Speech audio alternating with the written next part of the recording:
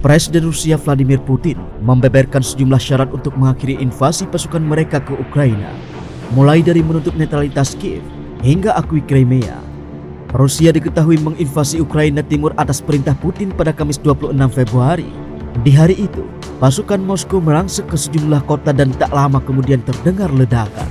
Pertempuran sengit pun tak terelakkan antara pasukan Ukraina dan pasukan Rusia.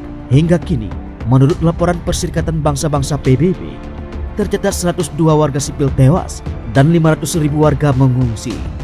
Presiden Ukraina Zelensky sudah sejak awal meminta perdamaian, namun Rusia abaikan. Namun, berikut deretan syarat yang diajukan Kremlin untuk mengakhiri invasi di Ukraina saat berbicara dengan Presiden Prancis Emmanuel Macron pada Senin 28 Februari.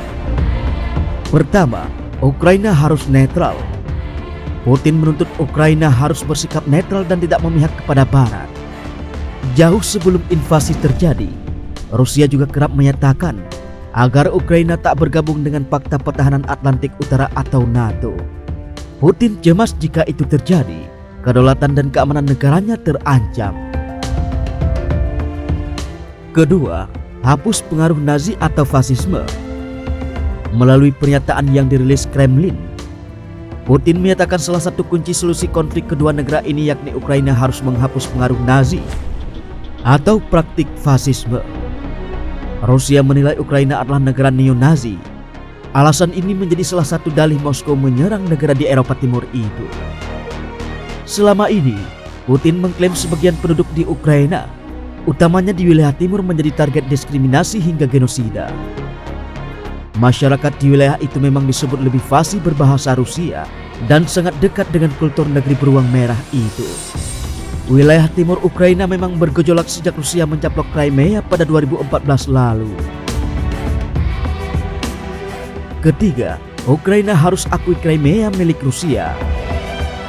Selain dua hal itu, Putin juga menuntut Ukraina untuk mengakui Crimea yang dicaplok sekitar 8 tahun yang lalu. Wilayah ini berbatasan langsung dengan Laut Hitam. Rusia terbuka untuk pembicaraan dengan perwakilan Ukraina dan mengharapkan pembicaraan mengarah pada hasil yang diinginkan. Demikian bunyi pernyataan Kremlin. Presiden Rusia Vladimir Putin menyerukan agar NATO menghentikan semua aktivitas militer di Eropa Timur dan menyalahkan aliansi itu karena merusak keamanan di kawasan. Akan tetapi, para pemimpin Barat telah menolak tuntutan tersebut.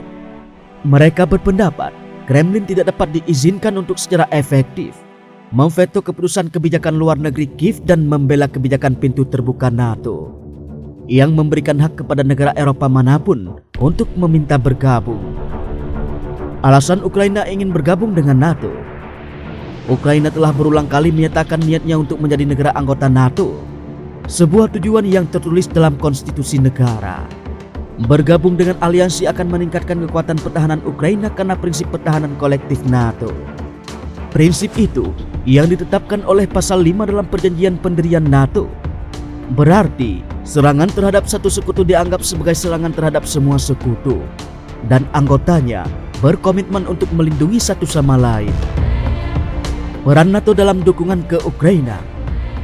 Pada tahun 2008, para pemimpin NATO berjanji kepada Ukraina bahwa suatu hari akan memberikan kesempatan untuk bergabung dengan aliansi tersebut.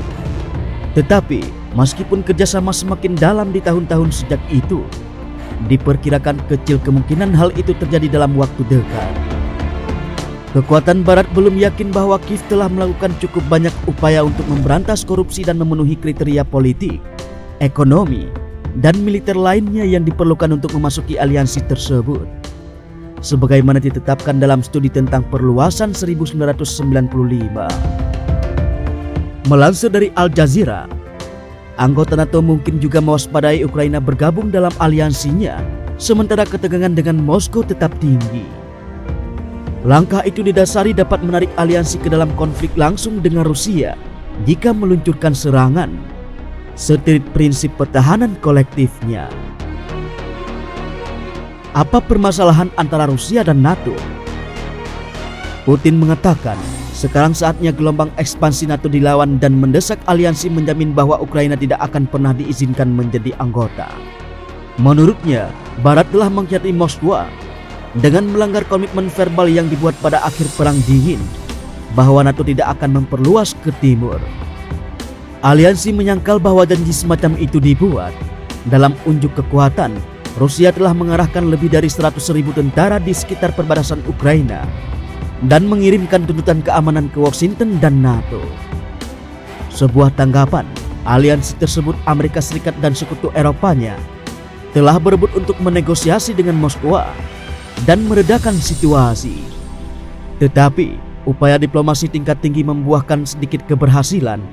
Washington dan NATO menolak tuntutan utama Kremlin.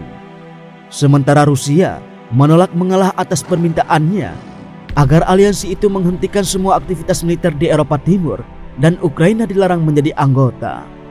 Ketika ketegangan terus meningkat, para pemimpin Barat, termasuk Presiden Amerika Joe Biden, mengklaim tidak akan mengirim pasukan untuk mempertahankan Ukraina jika terjadi invasi Rusia.